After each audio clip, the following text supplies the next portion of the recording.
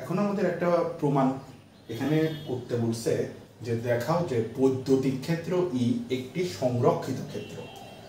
তো আমাদের মনে রাখতে হবে যখন আমাদের কোনো কোশ্চিনে এই ধরনের প্রশ্ন দেওয়া থাকবে সংরক্ষিত ক্ষেত্র কিংবা অঘূর্ণনশীল, তখন মনে রাখতে হবে ভেক্টর ডিফারেনশিয়াল অপারেটর ন্যাবলার সাথে কোনো ভেক্টরের ক্রস গুণের মান যদি হচ্ছে শূন্য হয় তাহলে কয়েকটা কাহিনী হতে পারে।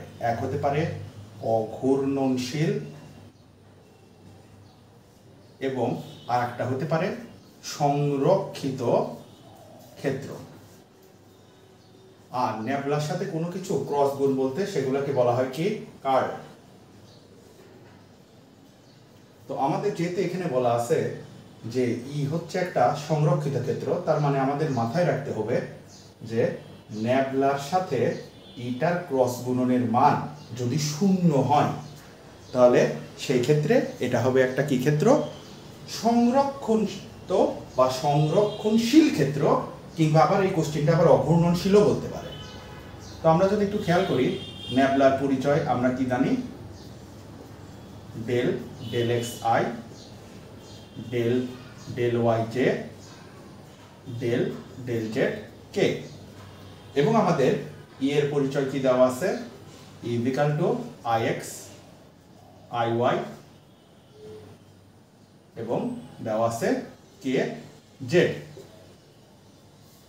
তো এখন যদি আমরা ন্যাবলার সাথে ক্রস গুণ করি, আমরা ক্রস গুণের নিয়ম অনুযায়ী কি জানি?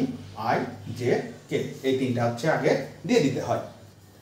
দিয়ে দেওয়ার পরে আমরা যদি ন্যাবলা বরাবর খেয়াল করি d d x d d y d d z, যেটাকে আমাদের উচ্চারণে বলা হয় del del x del del y del del z, এবং ইর সাথে আই জে কে বরাবর কত আছে? X y z, x y Z.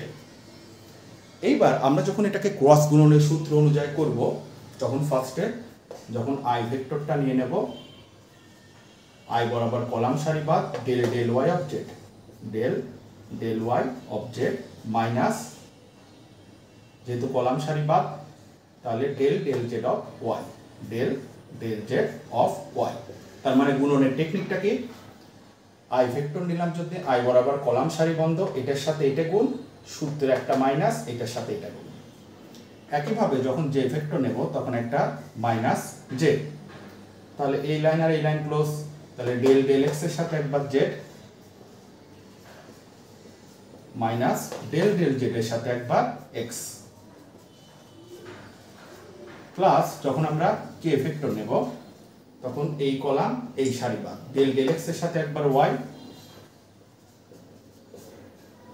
সূত্রে একটা মাইনাস ডেল ডেল ওয়াই এর সাথে এক্স। এই পর্যন্ত আমরা ক্রস গুণনটা ম্যাথের নির্ণায়কের টেকনিকে করে নিলাম। তো এখন আমাদের একটা তত্ত্ব জানতে হবে ক্যালকুলাসের ডিফারেন্সিয়েশনে। আমরা জানি ডি ডিএক্স অফ যদি সি হয় সেটার মান আমাদের কত হয়? শূন্য। অর্থাৎ চলকের সাথে যদি চলকের মিল না হয়, তাহলে পরের লাইনে আমরা আই দিলাম, ওয়াই এর সাথে ওয়াই নাই, তার মানে এইটুকু শূন্য, জেড এর সাথে জেড নাই শূন্য, জের মতো যে এক্স এর সাথে এক্স নাই জিরো, জেড এর সাথে এক্স নাই জিরো, একইভাবে কে দেওয়ার পরে এক্স এর সাথে এক্স নাই জিরো, ওয়াই এর সাথে ওয়াই নাই সেজন্য জিরো।